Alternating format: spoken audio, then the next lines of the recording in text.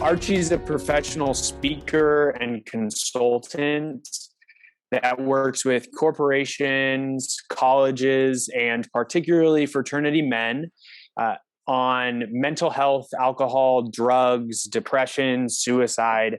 You name it, Archie will talk about it. He's a graduate of Samford University, our Alabama Gamma chapter. He got a master's in student affairs from Indiana State and then went on to work on campuses as well as the SIGAP headquarters staff before becoming the director of health and safety for the North American Interfraternity Council.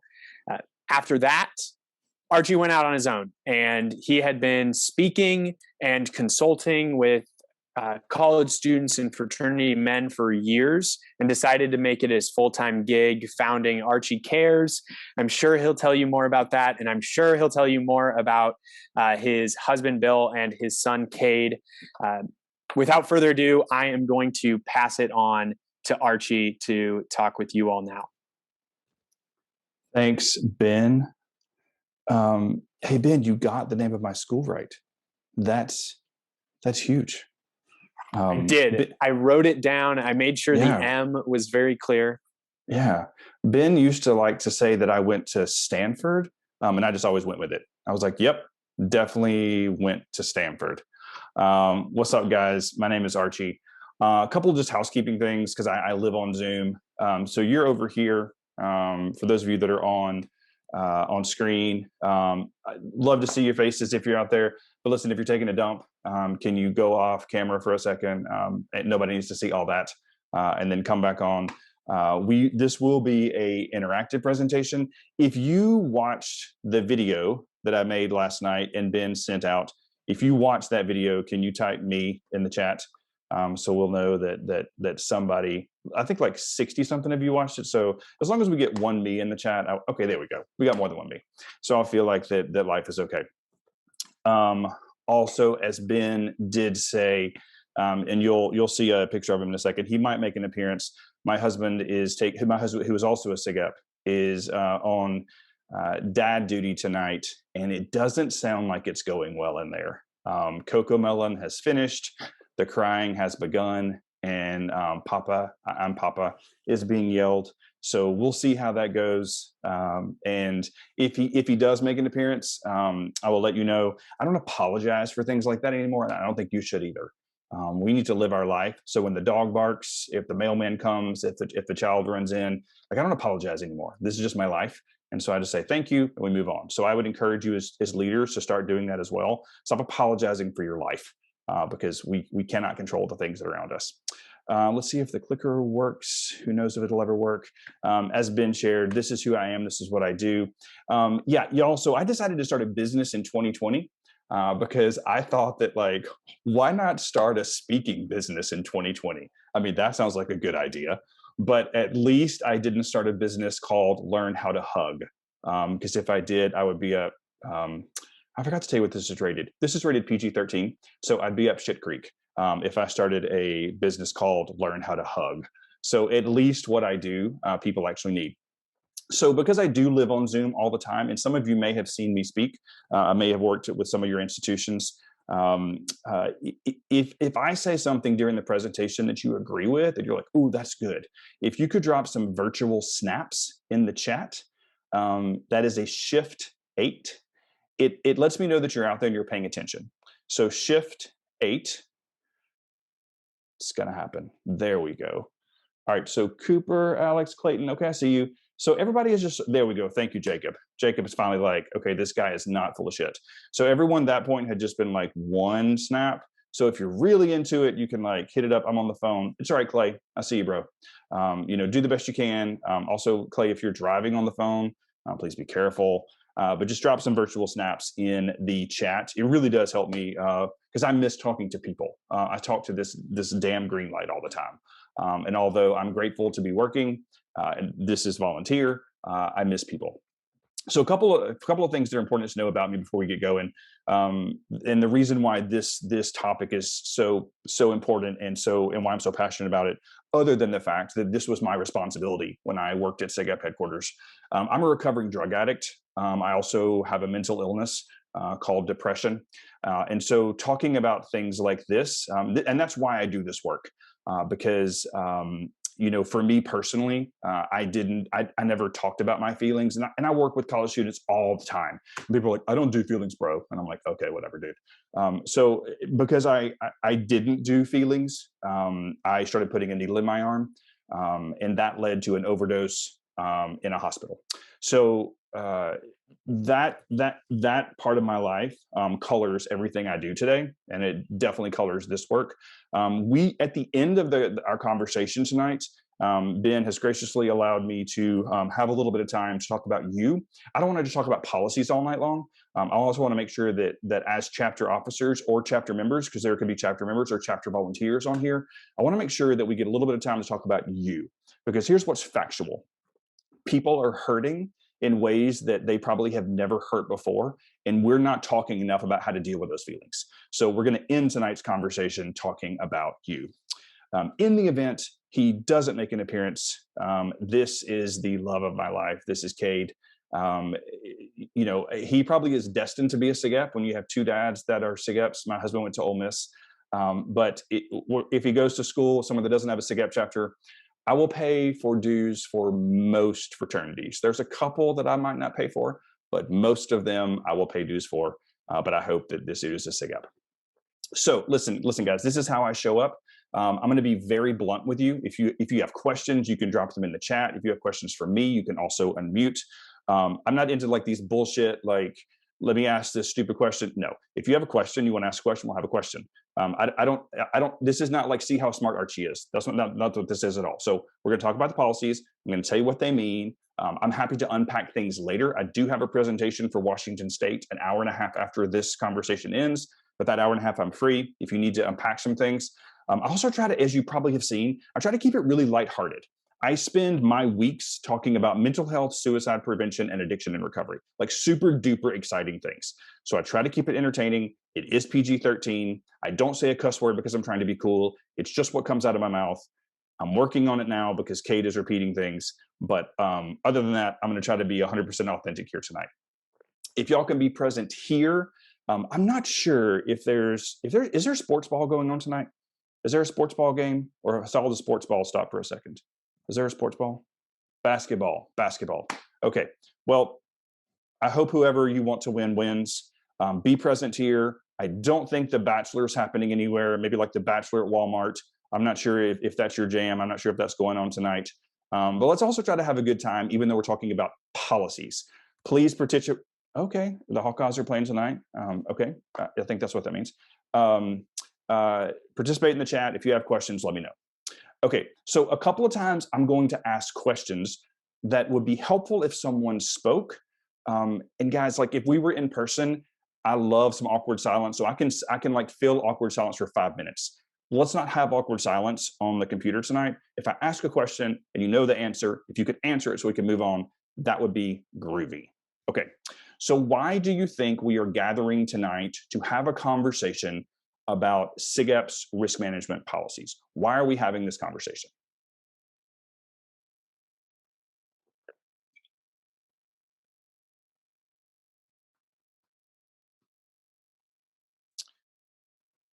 Are you able to unmute?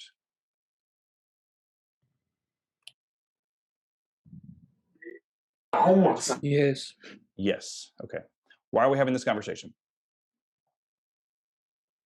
So we're more up to date? Yes, that's true. Yes, people are dying. That's very true. We don't fuck up. Yes, that was a very honest answer. So that you don't fork up. Yes, that's exactly right. I appreciate the honesty. I'm going to choose to say fork because I said this is PG-13. Somebody's grandmother could be watching because grandma wants to know what SIGEP's policies are. But yes, that is why. The other reasons that we're having this conversation, think about the executive committee model. Like we turn over officers every year. Sometimes people stay on the leadership board. Sometimes they move on. Usually the only consistent human is your chapter counselor, and then everyone else changes. You need to know, yep, you are the leaders. Yep, so you can hold your chapter accountable. You need to know your policies. When you get, if you're driving to if you're driving in a different state and you get pulled over for being on the phone while you're driving and you're like, oh, officer, I'm not from here. That doesn't get you out of a ticket. It doesn't matter. It's your job to know the laws of the state you're traveling to. It's your job to know the policies. And at the end of the day, you are the leaders of the chapter. So when we first began this conversation, I'm going to say we a lot because I forget that I'm not on staff anymore, but I'm still part of the fraternity. When we began this conversation like 4 or 5 years ago, it was just the presidents. And then it grew to presidents and VP of programming. And now I know that it's presidents, VP programming, and chaplain. And then anybody else who wants to come. There's a reason there.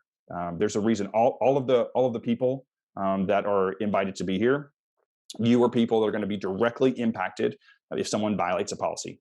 Listen, at the end of the day, we all want the best for our members. We all care about the well-being and safety of our members, period. Like that should be at the forefront of everything you do.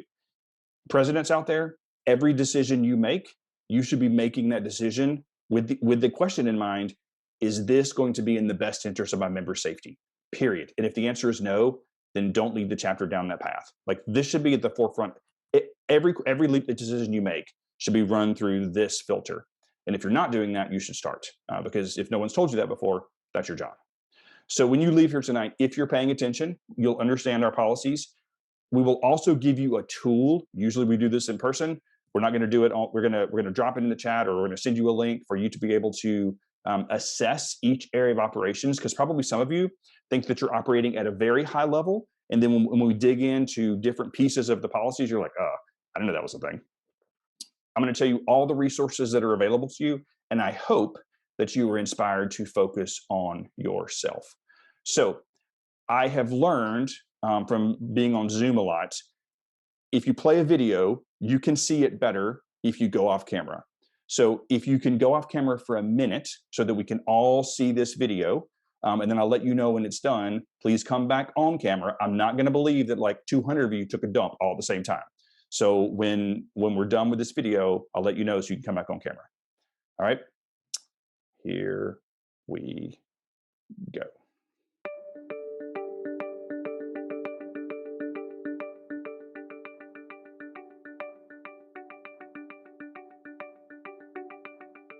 Congratulations on being elected to your chapter's executive board. Your brothers elected you because they believe in you. This vote of confidence comes with great responsibility.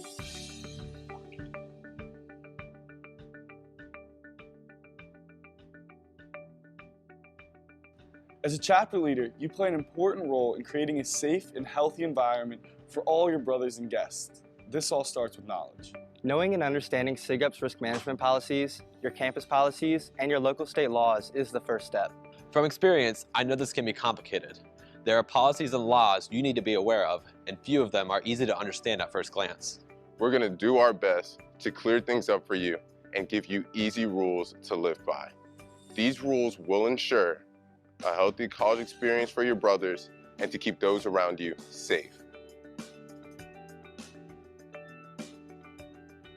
College presents new opportunities, freedoms, and responsibilities.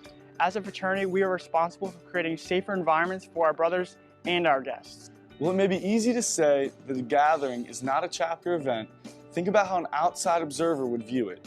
Would someone who's not associated with your chapter look at your gathering and consider it a chapter event?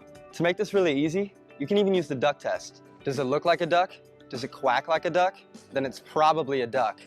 Perception is reality. If observers think you are hosting a chapter-sponsored event with alcohol present, your chapter must be in compliance with SIGUP's risk management policies, SIGUP's BYOB checklist and third-party vendor guidelines, campus guidelines, and state and federal laws. The legal drinking age is 21 in all 50 states. This means serving, providing, or selling alcohol to minors is illegal.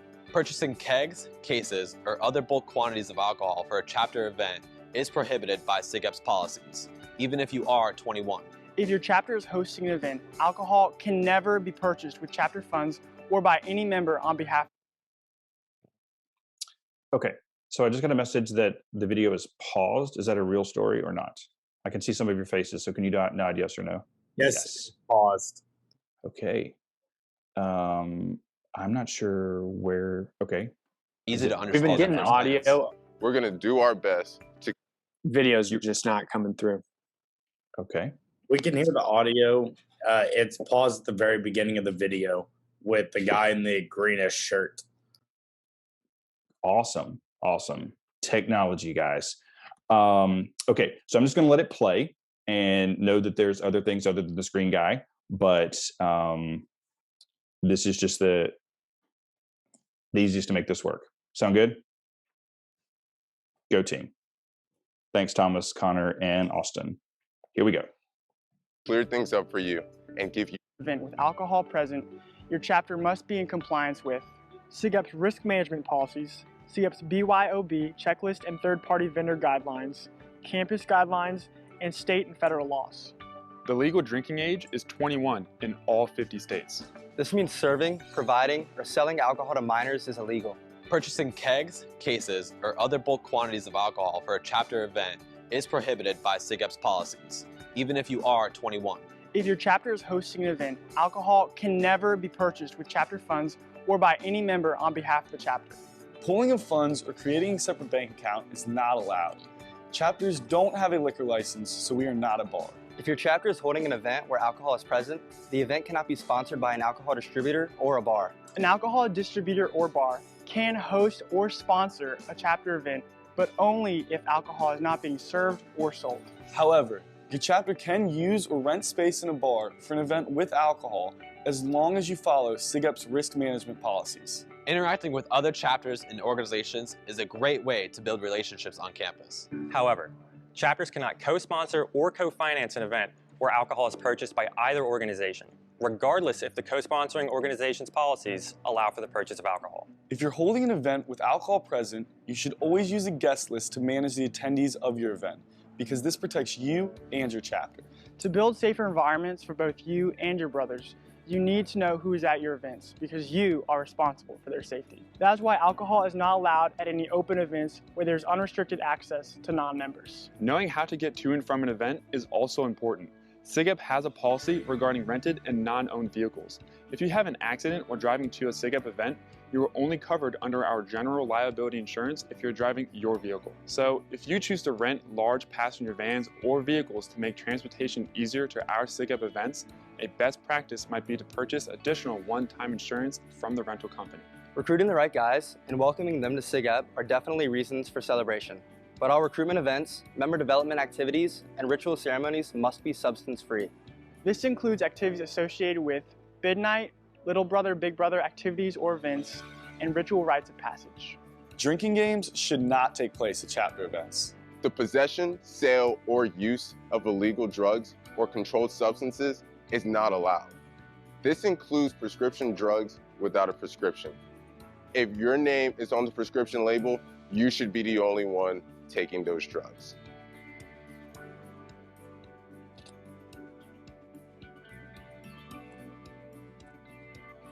As we're talking about our chapter events, there are a few more things you should know about, especially when it comes to taking care of our chapter houses. Your chapter can host an event with a fire pit or grill, but if your chapter is hosting an event with a bonfire, you will need to secure special event coverage. Speaking of fire, members should not use or possess firearms or explosive devices on chapter premises. And finally, chapters and members should not be constructing pools, ponds, towers, rope bridges, and slip and slides on fraternity property or any associated or assumed fraternity event. Even if it is rented and supervised by a third-party vendor, the use of any form of slip and slide is not allowed. Any claims that come as a result of slip and slides will not be covered under our liability insurance.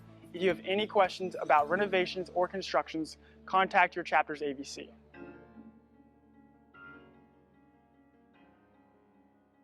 SIGEP's mission is building balanced men, but that does not happen through hazing. No member or chapter shall engage in, tolerate, or condone any act of hazing involving any member or... Okay, this video just doesn't want to do all the things tonight. It is what it is. Come on back off the camera if you were on camera. I'll fill in the gaps till the end. You know, usually I don't apologize, but I apologize for technical difficulties, even though I can't do anything about it. I'm not a video creator, and I did not make the, well, I did make the video, but I did not make the internet do whatever it did. So first I want to say, I understand that, well, first of all, if I could see a lot of you now, if you didn't know this video existed, can you raise your hand? A lot of you. Yeah. Okay. So this is a great teaching tool. We will make sure, I'm sure Ben is going to do a follow-up to all the humans. We can also maybe drop some stuff in the chat. This exists on the member safety website. It is a great teaching tool because it explains the policies very clearly. I actually suggest that that when you are teaching the policies to your members, which you should be doing, especially to our new members, that you watch a section, you pause it and talk about it. Watch a section, pause it and talk about it. I also understand that some of these things might not be 100% applicable right now because we're all doing. There's lots of different protocols that are happening all over the country. But listen, just because the traffic light goes out doesn't mean you get to run through it. Like, that's not the way it works. You still got to stop. You still got to abide the laws, even when the traffic light goes out. So same thing applies here. Even though you may not be needing to utilize some of these policies, it doesn't mean that they don't exist and that you don't have to follow them. So I'm interested, either in the chat or you can come off mute. What did you learn or what did you hear either last night or this morning when you watched this for the first time, if you watched it ahead of time, or watching it tonight for the first time? What did you hear that was either news to you or you heard it a different way? Anyone? I never heard about the slip and slide thing before. That's what yes. Hello. What's the story behind the slip and slide? Yes. So the short version of the story is the largest payout in fraternity history, not in SIGAP plan, but in fraternity history, was because of a slip and slide. It was a NCAA athlete, and she ended up breaking her back. And when they did the settlement for future losses, and she was like on the Olympic track. So even with all the things happening since then, still in regards to an injury, the largest payout. And so that's the story behind the slip and slide. What did you learn? Thoughts? Heard something differently? Anyone?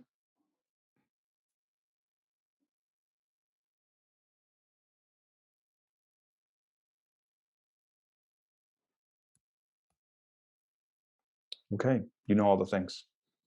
Well, great. So Ben, the good news is everyone knew all the policies. So there you go. So when they were like, I didn't know the policies, they knew them all. So it's good. Insurance covers, I didn't know whether any, yeah. That's good, Christopher. Oh, that's interesting. Oh, I thought it was Cooper and Christopher. Yeah, guys, that is an important piece. And that happened, it's been in our insurance for a while. We just never really talked about it until after a incident with a passenger van. So yes, if you are not driving, and also want to clarify that the insurance carrier and our broker have made it very clear that, like, let's say that Cooper's car is in his parents' name, that's still your car. So if Cooper is driving to a SIGAP event and there is an incident, then there could be a claim there because it's Cooper driving his car. But let's say that like someone else is driving Cooper's car, then it would not be the same insurance coverage. And that's just the way the policy is written. So when we are back to traveling again, I cannot wait to travel. I hear little footsteps to travel again. Hey, buddy. I highly encourage you, when you go to the rental counter. Did you go pee-pee? Yeah. Okay. Can you go pee-pee with that? Come over here. Come here. Come here, buddy. You can say night. That's okay. You can say night. You can say hi, even though you're half dressed. Yeah. Who's that? Is that Papa? You want to see? All right. You want to see? Yep. All right. Go, Dada. No, it's fine. It's real life. Go pee-pee. Night. That's okay. So when you rent a passenger van, make sure that you get that extra insurance coverage. Okay. Now that we've had an appearance by a half-naked child, but it is what it is, and he had to go pee-pee, and thank God he told us he had to go pee-pee. Okay. So when we're talking about policies and insurance, I'm sure this is a given, but y'all, there's not an insurance policy in the world that covers you for breaking the law. So our insurance only happens if you're following the policies. and following the law. There is an exclusion that was added last year, and this is the insurance carrier and the broker are just being very, very clear. So prior to a year ago, so before Carlson last year, if you couldn't be in violation of the policy just for observing something, and now you can. So the rationale behind this is there were situations where, and maybe not in SIGEP, maybe in other organizations, but where officers were like, "Hey, we had nothing to do with the hazing. Like, it wasn't us. You know, it was a rogue member. You know, they're the ones that did it." Well, but you were there, and you knew, and you were there as they were spraying the new members with beer. You were there when they were doing all these other things, but you didn't do anything. So if you're in violation of observing, then it's still a violation of the policy. Okay, so I'm going to kind of fly through this because I understand that that some of this stuff isn't applicable right now, but I still think it's important to know, guys. People aren't going to the hospital because they drank too much beer. Like, this is just factual. Like, in my role at the NIC, I was really proud of the work we did. A lot of your campuses probably have a 15% ABV policy now. That's as a result of the work we did at the NIC, and it really is all about removing the hard alcohol. It's the hard alcohol that gets people sick. I'm just going to pretend like you're all 21. Think about the last time you were hugging the porcelain throne the next morning. It probably was because of hard alcohol. It probably was because you're mixing stuff together. So it's the number one reason people go to the hospital for alcohol poisoning. So it's about removing the substances that are going to get people drunk. So you cannot have hard alcohol. The chapter cannot purchase hard alcohol. Guys, that means you can't Venmo. It blows my mind that you send people Venmo and you literally put like a little beer mug. Like, are you fucking kidding me? Like, you can't be collecting funds. That's not how you provide it. You know, if you have a slush fund, some of your chapters, I recognize the name of some of your chapters, and I know that once upon a time you had slush funds. I'm praying that they're still gone away. That is still a violation of policy. Drinking games are a violation of policy, but also in the work that I do now, I don't call them drinking games anymore because they're at the end of the day, they're not fun after a while. The point of drinking games is to get drunk quicker. This is factual. Like, this, no lies detected, America. That's what the point of drinking game is. So it is called rapid consumption of alcohol. When we drink fast, we get drunk faster. This is factual. So they're a violation of policies for a reason. And we probably aren't seeing as much of this today, again, because of our situation. It doesn't, I am claiming in the name of baby Jesus and the Golda Meir diaper that by the time we get to the fall and you guys are still in in your officer position, things are going to be different in the world, and so people are going to be like, single and ready to mingle. So we need to, pre-parties also are a violation of policy. So just because you're like, well, bro, it wasn't like an official event, yes, it was. So if there's a gathering of SIGEPs and it's just SIGEPs that are there and just SIGEP states that are there, like, that is a SIGEP event. And also, this won't have as much effect because we're doing this virtually. But there's this myth that, like, there's this number of people, like, if 3 or more are gathered, then that's a SIGEP event. That is not a SIGEP policy. And I'm actually not sure how I've been saying this every year for the past 5 years, and somehow still this gets passed down that, like, 3 people means a SIGEP event. That is not a SIGEP policy. Never has been. If it is your institution's policy, if your institution has a policy where 4 members are gathered, that's your institution policy. I can't do anything about that. But if like you heard in the pre-video, or heard or saw, whichever one, if it looks like a duck and it quacks like a duck, it's a duck. If it's a gathering of SIGEPs, that's an event. So in regards to substance-free facilities, our policies haven't changed. All that's changed is that we don't allow alcohol in our facilities. So that video was made many years ago when I was on staff. It is still true. The policies are still true. All that's changed now is about alcohol in the facilities. So listen, I know that this is not the most interesting information. I hope you're paying attention. Are there questions or things I can make clear about the policies? Because we had a glitch in the video. If you are the president, the vice president of programming, or the chaplain, I highly encourage you to watch this video on your own. This is your education. So moving forward, from an insurance standpoint, we have had a conversation with you about the policies. So you need to look at the policies and make sure you understand them. And if you don't understand them, you're going to have my contact information. You can reach out to headquarters. You can reach out to your chapter counselor. You need to make sure you understand the policies. So let me pause for a second, especially because we had a little glitch there. Is there a question? Is there a policy that I can explain differently or more clearly for you so that you will know moving forward?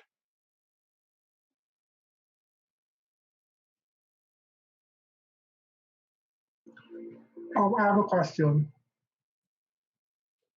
Okay, hearing none, I assume that either you will ask one of us later or that you are crystal clear. If you're hearing in my voice, chapter president, you need to pull your VP of programming and your chaplain together, actually your entire exec board. You need to watch this video. You need to make sure that you understand the policies. There's someone asking a question. There is? I cannot hear said question. Yeah, can you hear me? Can someone else hear it? You can hear it? I can't hear anything. Can you hear me, Archie? Okay. Hold please.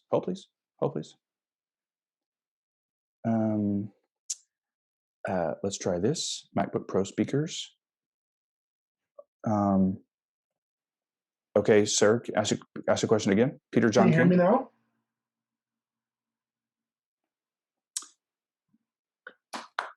Okay, I, for some reason, can't hear you, and I would like to. So, Peter, thank you, Peter John King. Type it. Yes. And let me try this. Y'all, this is just all kind of fun tonight on the technologies.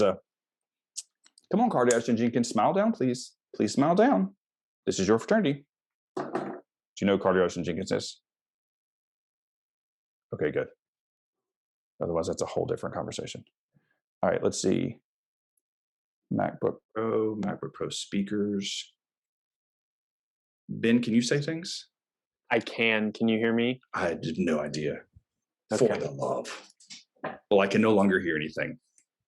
Well, let me see. There was a private question. Let me answer this. Yep. While Peter is typing this question. Okay, great. I see two. Yes, Braden, you were correct. I could try to leave and rejoin. And then if I ever come back, you're like, yes, done. So there were two things that came in. Let me address it. Chapter presidents, please listen to me. If there's an incident in the chapter, who's at the helm of the ship? The chapter president. Now listen. Let me try doing this. Hold on. Now, Ben, talk. Yeah, can you hear me? Praise the little baby Jesus. There we go. Okay. Listen. I'm not going to get political, but let me get political for a second. What we're seeing of like not taking responsibility, that's not the way it's going to work for you. Okay? So you'll be like, I didn't have anything to do with this. You are still the chapter president. So when incidents happen, if incidents happen within your chapter, they're going to come looking at you. So risk and when an incident happens, the risk trickles. That's why. And you're like, Archie, we have 400 people in our chapter. How am I supposed to? Okay, Archie did not say that you're responsible for every action of every individual all the time. That is not what Archie said. We're going to talk about in a minute what we expect of you as an officer. But when I share these expectations, this is what we expect of you. This is what we expect you to do. Because at the end of the day, you are the chapter president. And so they're going to say, well, sir, did you not know, sir? Like I've been in these meetings. I know the questions that gets asked. That's why I am talking to you so much. And if we were in person, I would talk to you so much even more. That like you need to have conversations with your officers about what is. We're just going to skip there for a second, and we'll go back in a second. So, guys, chapter officers, this is what we expect of you, like, period. We expect you to educate your members on the policies. I'm not asking you to have a weekly quiz. I'm not asking you to like, okay, what's this policy? That's what I'm saying. I'm saying that it's your job to educate them on the policies. It is also your job then to say, hey, these are the procedures that are going to be in place for our chapter to follow these policies. So we're going to educate, and we're going to say, here are the procedures. Then I expect you, chaplain, I expect you to say, hey guys, when you violate one of these policies, here's what's going to happen. And then I expect you to do it, to hold them accountable. Like, we don't need any more like booster clubs. When I work with IFCs, I say all the time, an IFC without a standards board is a booster club. We don't need a booster club. Like, do your job. So educate people, give them the procedures, set expectations, and then hold them accountable. And as leaders, when you see something going off the rails, it's your job to properly intervene. It's your job to step in. You know, I think I've been in working with students now for it's going on almost 20 years. I think it's 18 and a half years, either as a volunteer or as a professional staff member. The number of times I've heard a student say, I couldn't do anything. And I'm like, really? You couldn't do anything? You couldn't pick this up and dial 3 numbers, 2 of them are the same? You couldn't do anything? So when you see something that isn't right, when you see something that shouldn't be there, it's your job to intervene. So here's what we expect you to do. Educate, create procedures, set expectations, and properly intervene. Those are our expectations of you. So one of the questions that came in, what if brothers of age are at the bars together independent of the fraternity? Is it a violation of this policy? That's a great question. So the answer is, it depends on your school's policies. If your school has a policy that where like 5 or more are gathered, then it could be. Let's go back to, because I know we still have like mega chapters. Let's say, I don't know how big our Alabama chapter is now, but let's say it's like 250 or something. If there's 250 men in the chapter and then 10 of them go somewhere, that's not a chapter event. That is 10 humans going somewhere. Now, conversely, if we've got 20 people in the chapter and 10 of them go somewhere, that could be a chapter event. So you have to think about perception. You heard the guy in the green shirt who apparently you saw for 15 minutes. Like, perception is reality. So what other people think also matters here. Let me just catch up what I missed, because I'm trying to follow your lead and follow some of your faces and the squinching of your eyebrows. And I'm doing the best I can to try to. What percentage of chapter? Yeah. So Braden wants to know what percentage of chapter attending. There isn't one. It's if it looks like a duck, if it quacks like a duck, if it walks like a duck, it's a duck. So there is. I can't give you a magic number because now. Let's go back to the example. I don't really have any idea how large University of Alabama chapter is. I'm just going to keep saying 250 for sake of conversation. That 250 and that 20 number. Could a attorney come back and say this was a chapter event? Of course. But then on our side, we're going to say 250 and 20, really? But like, anything can be argued these days. Anything. You can turn on the TV and see that. So there's no number, there's no percentage. There's like, we do have like a 3-to-1 ratio, but that's what I'm talking about. You're asking me about perception. There's no percentage for perception. Perception is reality. No, there's not. So I'm going to keep going. We can come back to this. Also, you can unpack this more with your chapter officers, and if we have time at the end. I'm not trying to make this confusing. I told you I was going to be very clear and blunt with you. People could argue things all day long, but if it looks like a duck and walks like a duck and quacks like a duck, it's a duck. If your seniors go out and they're all 21 and they go out for beers, like, again, chapter president, what are you supposed to do? Like, you're supposed to stand there and say, hey, no one can. That's not what we're saying here. We're saying that like the alcohol's not being purchased by SIGEP. It's not a SIGEP sponsored event. There's not a SIGEP senior bar crawl t-shirt. You put a t-shirt on it, it became a chapter event. So all day long. There's seniors going out, whatever. There's seniors going out learning how to do wine tasting. I didn't know any of that shit when I went off to out of college. I didn't know what wine went with what. I had no idea. Now I don't drink, but back in the day I didn't know. So there's that. Want to make sure you are. Yeah. No, Braden, I totally understand. Okay, good. Yeah. I appreciate you asking the question, Braden. Make sure you're following your institution's COVID-19 policies. and y'all, I understand that we are, coming to whatever maybe finish line or begin line. Please keep doing your part. I personally believe in science. That's my belief. I wear a mask when I go in public. We don't go anywhere. I understand things are a little different on college campuses. Please make sure that, again, if there's like, if your state or your campus has a mask mandate and there's, I'll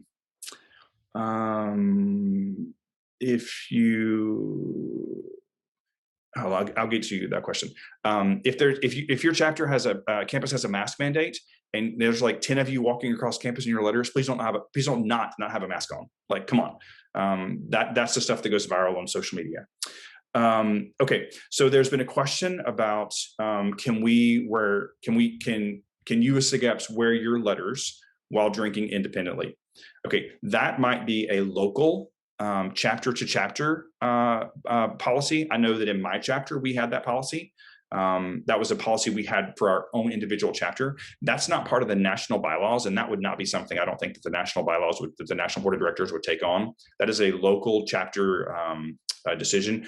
Do I think it's probably a good policy? I'll probably think that. But again, that's up to y'all. But it does not exist in our national bylaws that you can't wear your letters or you can't wear your badge if you're drinking.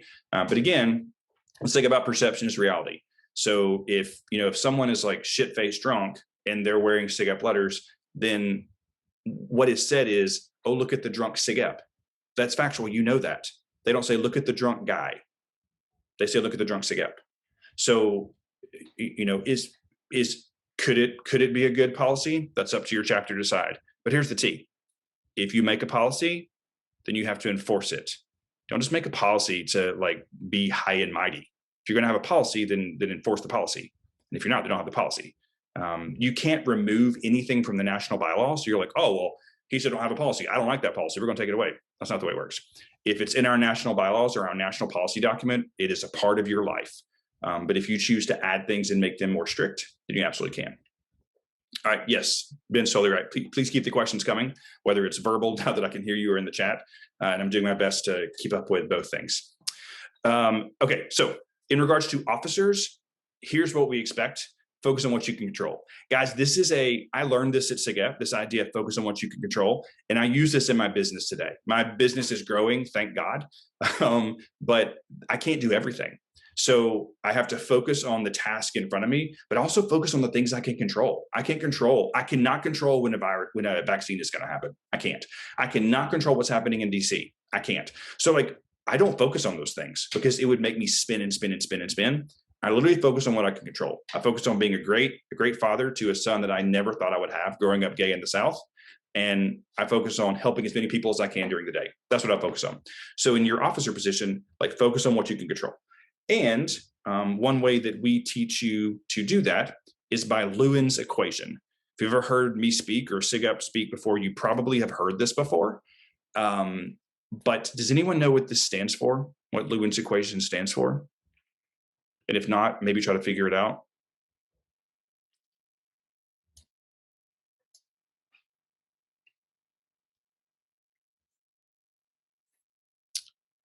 Okay, if we're talking about chapter members, what do you think the P could stand for? Oh, there we go. Okay, Andrew. P and M. Oh, that's a good guess. Yeah. So behavior is a function of people and their environment. Behavior is a function of people and their environment. So think about that. The way people are going to behave is a function of the people and then the environment in which they're in. So which of those things can you actually control? People or environment? Let's do this. 1 is people, 2 is environment. Hold up a finger. 2. Yeah, 2. You can't control people. Believe me, if I did, I would control my child and he would stop going poo-poo in his pants. But that's not the way that it works. So all I control is the environment. You can't control the people, so you control the environment. I still walk into fraternity houses all over the country, and I haven't in a year, but when I start traveling again, and there are these tables that are in the basement, and they're long and kind of rectangular. You can control, that is right. You can control the people you have in environments. Yes, you can. But they're these rectangular tables, and usually they have something like painted on them. And they're like, oh yeah, this is our Thanksgiving dinner table. And I'm like, really? You think I was born yesterday? This is not a Thanksgiving dinner table. This is a beer pong table. So if we're not supposed to have alcohol in our facilities, then why do we have beer pong tables? Like, just for water pong? Water pong. I got you, bro. You're playing water pong. Cool. Or Gatorade pong. Yeah. Somebody said one time we're playing Pedialyte pong. And I was like, you're doing it. So yes, you can control the people that come into your environment. You absolutely can, Braden. But once they get there, you can't control them. So it is you can control them by asking them to leave or calling the cops. Yes, you can. But the environment is what you can control. So as you move forward in your officer world, really think about, like, what can I control? What about this environment can I control? Now, I want meaning you control. Yeah. That's what I was going to say, Braden. Is that not only can you control the people that you invite to the event, you can also control the people that are in your organization. So you've probably heard the phrase from your fraternity sorority life director, if you recruit a party, you get a party. Well, that's true. So also people are like, I'm so surprised this chapter is acting this way. And I'm like, are you really? Did you not see these humans as freshmen and you're surprised? So you can control the humans that come into your chapter. You can control what you tell them about SIGEP being a substance-free organization. You can control the way that you explain the policies. You can control whether you're going to educate, whether you're going to create procedures, whether you're going to set expectations, whether you're going to intervene. So you can control environments. But to Braden's very well made point, you can also control the people that you let in, which probably right now is probably not many people, considering that most of you are under COVID protocols. And then you can also control the people that you recruit. Okay, so this next part, I say this if we were in person. I'm just going to explain it. If you have questions about this, we can talk offline. This is not a situation where I want you typing in the chat, well, we had a blah, blah, blah, blah, blah. No, if we need to have a conversation about this, we can. But let me explain what the bylaws now say about a case of sexual assault. This is not new.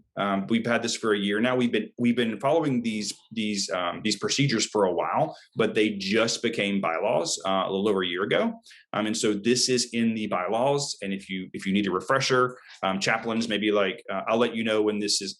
For the chaplains out there, I'll let you know when the screen is fully advanced. If you want to take a picture of what's on the screen, we can also get this to you. But when you receive a sexual assault allegation, here are the things that you must do.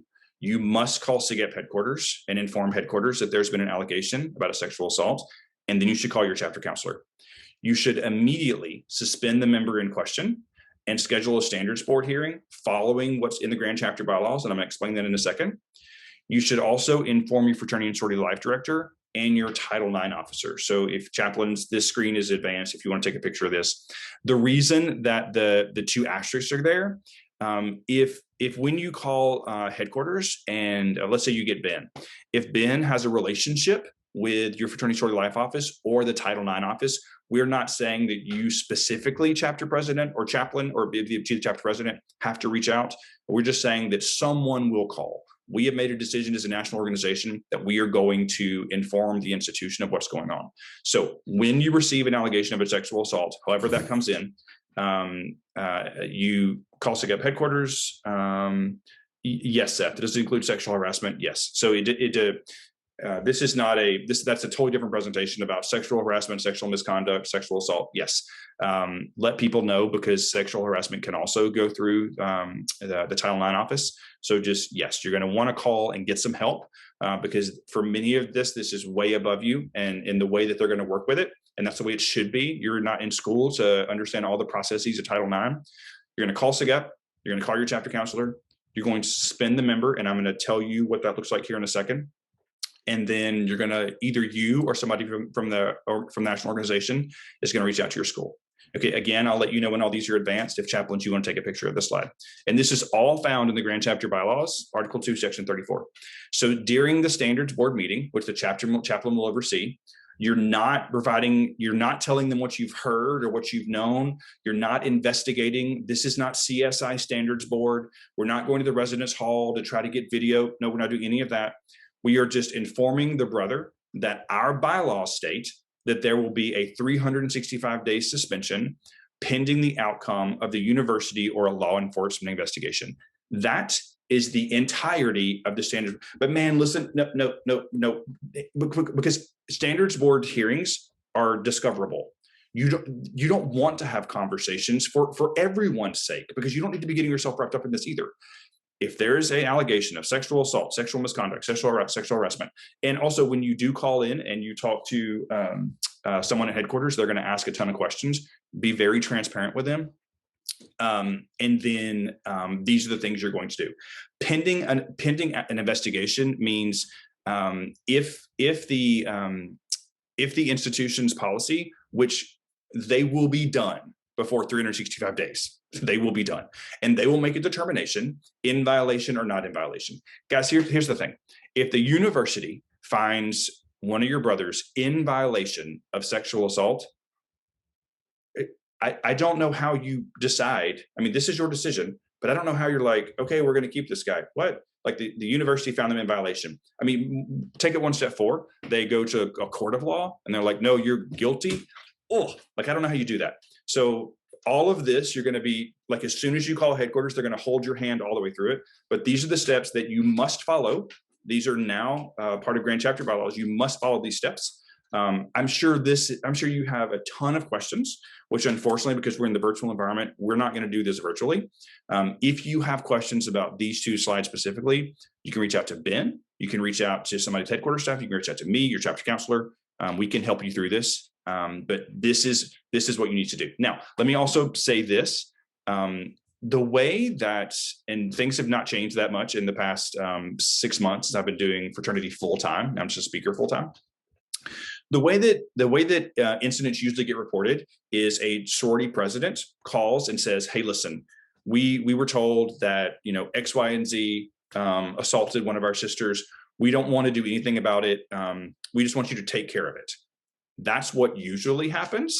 And your response now to this young woman is, "I appreciate that, but and I respect what you're asking. That's not the way we do things in our fraternity.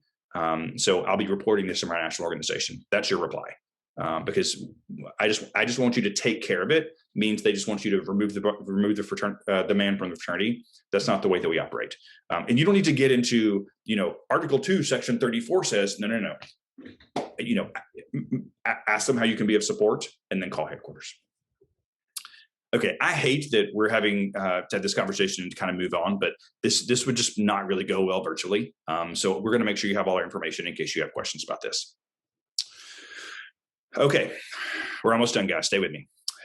We are going to send you, Ben, are we sending this to them in an email? We're dropping in the chat? How are we getting I'm going this? to drop it in the chat right now. Okay. So go ahead, Ben. Yeah, guys, you'll be able to see this as a Google Doc, and then you will be able to download it as a Word document to utilize with your other chapter officers. Hey, Ben, while it's you and I for a second, Dylan asked, when you say call headquarters, who is that we call? So who is the human being that they call? So I just threw in the chat our chapter support page where you can see which SIGEP staff work directly with your chapter. You can call any of them, or you can just go to our staff page under chapter services and call a chapter services director. Gotcha. Thank you, Ben. So the assessment that Ben just put in the chat, guys, again, chapter presidents here, please get your exec board together and work through this assessment.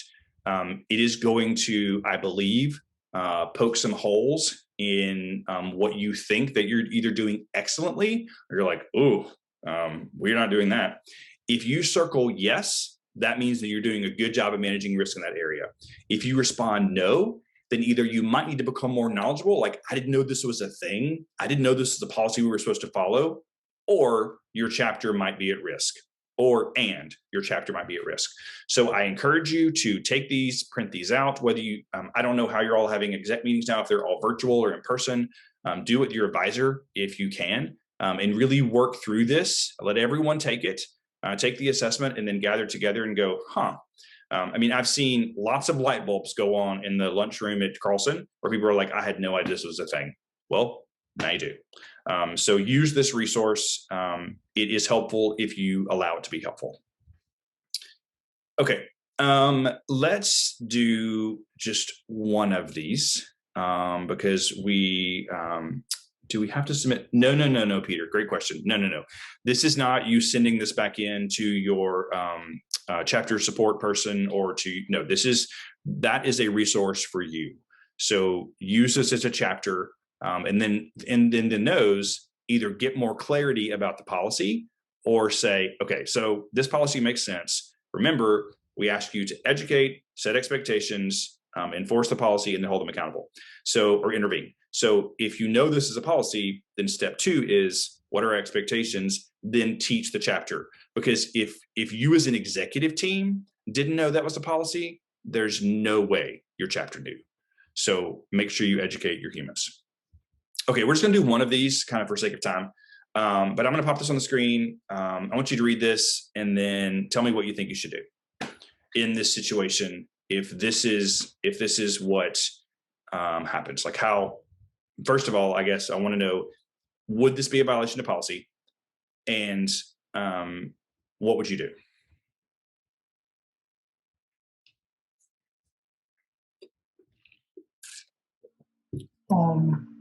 It would be a violation of policy in terms of what I would do. Can you hear me, by the way? Yes, sir. Yeah. Okay. Yeah, so it would be a violation of policy. In terms of what I would do, I mean, I would kind of like talk to whoever's like doing it and let them know that I really can't force them. I can't necessarily prevent them from gathering and do whatever, but like they can't do it with the SIGEP brand or the SIGEP name. I'm not sure exactly how I'd phrase that appropriately though. Sure. Yeah, that's good. That's a good first step. Anybody else? Anybody else want to jump in and say, here's what I would actually do?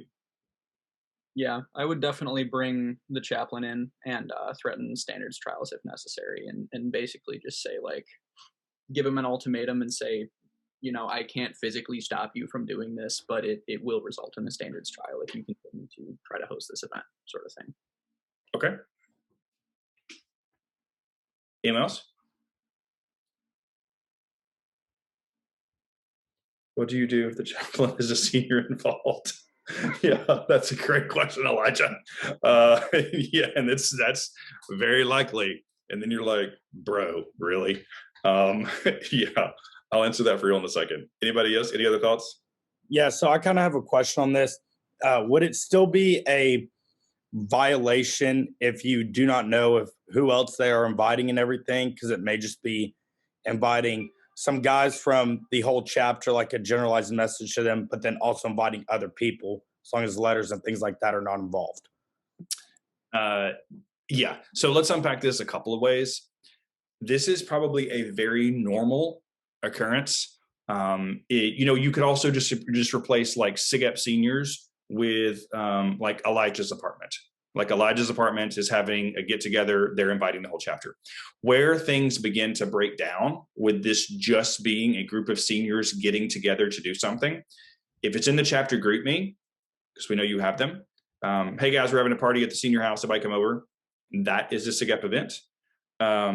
If it's talked about at chapter, that is a SIGEP event. And so I don't want you to be like, ooh, so to get around this, we just send a letter. Because if we don't send a text or a group me, then it's not a SIGEP event. Okay, no, it's still a SIGEP event. So where this kind of gets off the rails is the SIGEP seniors are hosting this party by what this scenario says. Yes, Austin, absolutely. Yeah, so let's take this out of COVID for a second. Let's have a conversation, pre last March and then maybe next fall. Most of you would be violating your institution's policies just off the get-go. But again, just because the red light went out doesn't mean you don't have to follow the policy. So I want to make sure you understand the policy. When likely the seniors are like going in together to buy cases or to buy kegs or something, we've just violated policies. violated the policy. I'm sure there aren't sober monitors. We've just violated policies. I'm sure they're not following the other policies because they're like, oh, this isn't a stick up event. So you're just like violating policy after policy after policy after policy. So if this is true, like the seniors, okay. If you have seniors gathering together, you're just going to want to make sure that they are doing things as safely as possible, and that it is not a SIGAP event. So the chapter president, the chaplain will call and say, hey, listen, Braden, we got this message. Can you tell them what's going on? Now, if after the fact it grows, because what's going to probably happen is it's going to start as like this SIGAP senior gathering, and then it's going to grow. Well, then it became a SIGAP event. Archie, there's some great comments. I think Andrew said it, and then Braden said it. Yeah. Like the other option is to have the exec board take ownership of this and actually follow our policies. Yep, absolutely. Yeah. That's the easiest thing to do. Especially as to going back before, if the chaplain is a senior and involved, well, there you go. Well, then you got the person on the inside. But what Devin said is 100% true. That just having a one-on-one conversation, to being like, listen, like we're not trying to go down because you're having this random get together. Like that's not what you want to do. Yeah, I mean, I understand that like immediately taking the standards board approach is harsh, but there's no harm in reminding them about the policies. Like, hey, this is the policy, and so we do this, and this is what the action that follows it is going to be. So yeah, those are great questions. But anything else you want to add on that? I just say the charter on the wall is more important than the one senior that thinks he's above the policies. Yep, that's good. And the lives of your members, right? Like we're talking about safety too. Yeah.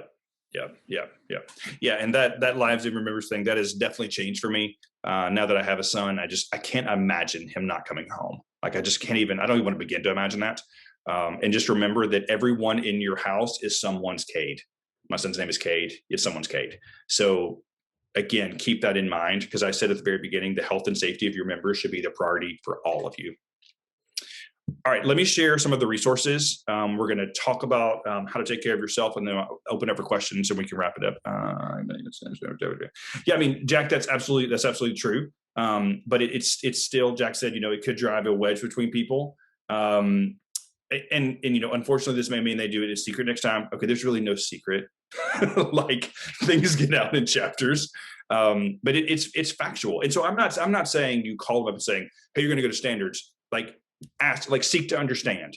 Hey, I heard this thing. What's going on? Did it get larger by the time it got to me? Listen, understand. Like one of the biggest tools you could ever develop as being a leader is listening. Like you got to where you are obviously because you could speak. You said something in chapter, people voted for you. Now learn to listen, so that when there is a situation like this, you just listen and then go from there. So the first thing you do is seek to understand, and then figure out what you're going to be doing. But listen, guys, you should all think through this scenario. This is a scenario for a reason. It happens all the time. So think through what you're going to do in this situation, because a plan B is not something you come up with on your own. That's a Hail Mary. So know what you're going to do. Know what your plan is when you're having a conversation, when before you even get there. Otherwise, you're just Hail Marying your entire exec career. I want to give you some resources. So these are all on the SIGAP website, the member safety section. And again, some of these are not applicable right now because of the COVID protocols, but you will have, hopefully by the fall, we'll be back to being able to have some of these conversations. There's an event planning guide. There's a crisis management hotline, like what to do in a crisis. The number one thing is just call 911. And there's also a third party and a BYOB event checklist and a lot more there. That is a plethora of information. I think there may be even a video still of me talking through policies. So there's a lot of ways that you can figure out what the policies are and get help with our questions. And some of these, like actually the responses and the questions you're asking are great. So if you have more of those, keep them coming to the headquarters staff because that's their job, is to field these things. We want to make sure you understand what's going on. You have a ton of resources at headquarters. You have the entire staff. You have your chapter counselor. We have our new member safety director. Chad Stegel. Oh my gosh, Chad. And then if you have questions, you can always reach out to me. Now, a lot of you may have heard the name Kathy Johnson before. Kathy was a longtime member of their organization staff, and she is retired, and we wish her well. And so if you have questions, you now reach out to Chad. Ben, are the phone numbers the same? Like is the same phone number? Different phone number. I'm going to post his page. There are just a lot of numbers after. So, but the link's in the chat for Chad. Yeah. Okay.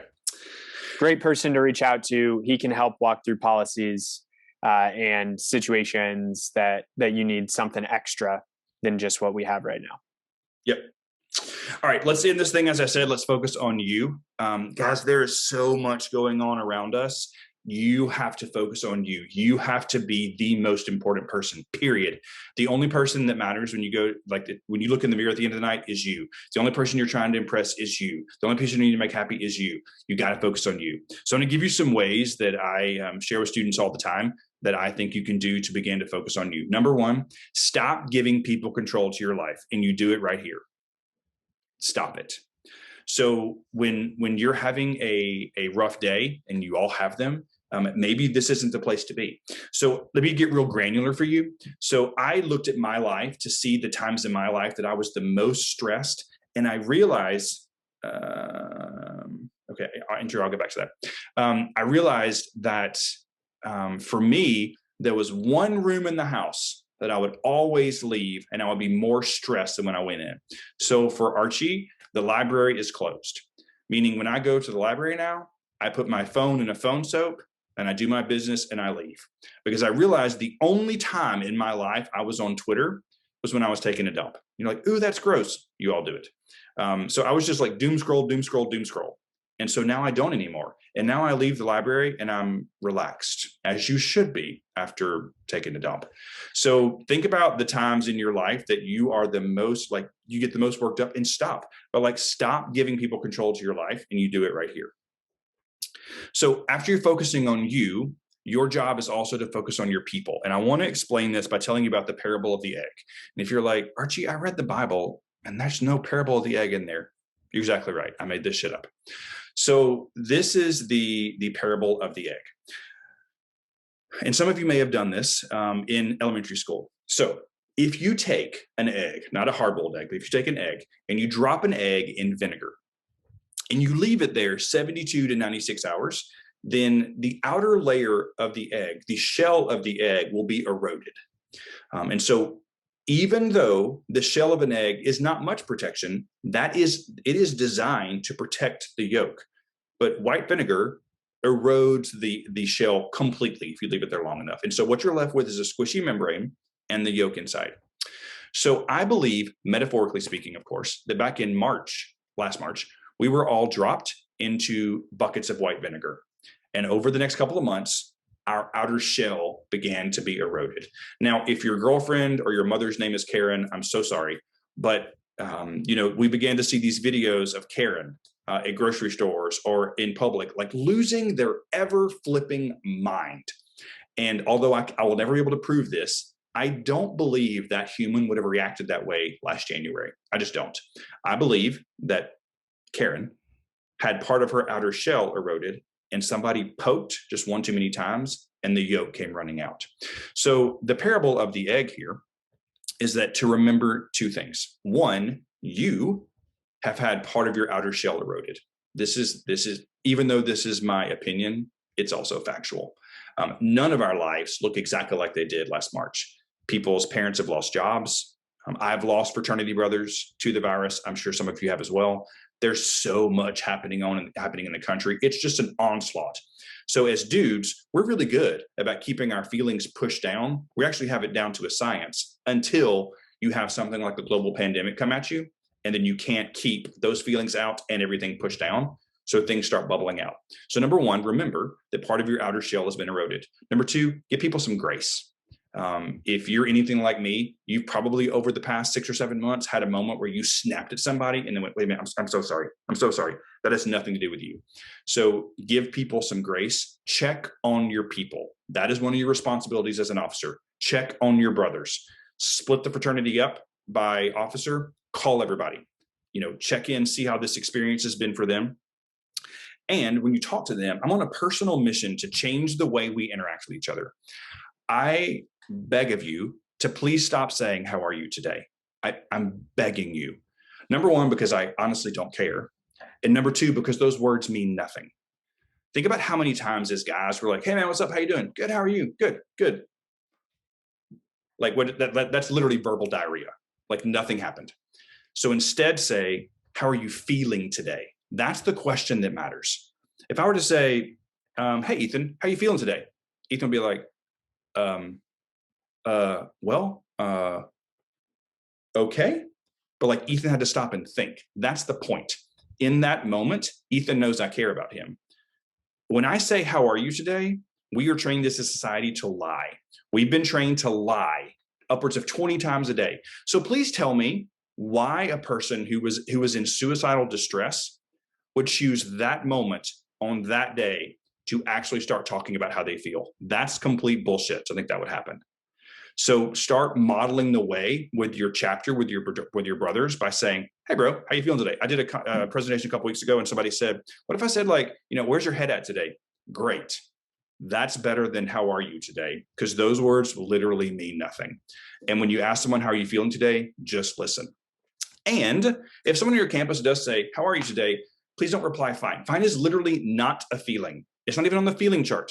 We just like say this stupid word that means nothing. So instead use all the words. Say you're happy, say you're sad, say you could use to talk something, like just say something other than fine. And so my ask of you and everyone that I ever get to speak to is to create fine-free zones, meaning in your chapter, in your friend group, in your family, you're not going to reply with the word fine. Fine is an intimacy blocker. Fine stops everything that happens from that point on. So use all the words. Like literally at my son's school, the feeling chart, fine is nowhere there. Use all the words. I promise that this little change can have a drastic impact on the way that you feel each day and the way that your fraternity, I promise you, it will make you feel better and the other person is living the dream. Okay, Kevin, I see you. I'm living the dream. Okay, as long as you really are. If that is just another word or thing that you put together that means fine. So Kevin, I'm going to say, maybe you can say living the dream one time a day and then say something else. I'm living the dream happily. Like say something else. But like if you've, I used to have my minister's wife used to say, we would say, how are you today? And she's like, partly cloudy, but fair. And I'm like, what? So if you've adopted this like saying, don't use the saying. Okay. Even though that was just a little bit about mental health, I hope that was helpful. Please take care of your people. Please check on your people. It's so important. People are hurting and they don't know what to do with these feelings. So please check on them. Okay, to wrap this thing up, don't forget, focus on what you can control. That is part of Lewin's equation. Remember that you can control, as was said, you can control people coming into your house. You can control people you let into your chapter. You can control the environment a lot more. So focus on the environment and don't forget about you. You have to be the most important person right now. Just because you're chapter president doesn't mean that everything else comes first. No, you come first. And if no one's told you that this year, hear me say, you have to come first. Okay, so what we want you to do is we want you to take this to your members. We want you to share this with your members. We want you to use the assessment tool. We want you to use the resources available. We want you to ask for help. So I would like to hear at least 3 takeaways. Oh, thanks, Jacob. I am feeling hopeful. I am hopeful. I'm hopeful that this message landed and that someone listened and that people will be helped, because that's my goal in life now, is to help people and save lives. So that's how I'm feeling today. I would like 3 takeaways from this conversation, and let's try to put at least 2 of them in the policy part. What are 3 things that you took away from this that you can apply right away in your life? You can type or talk.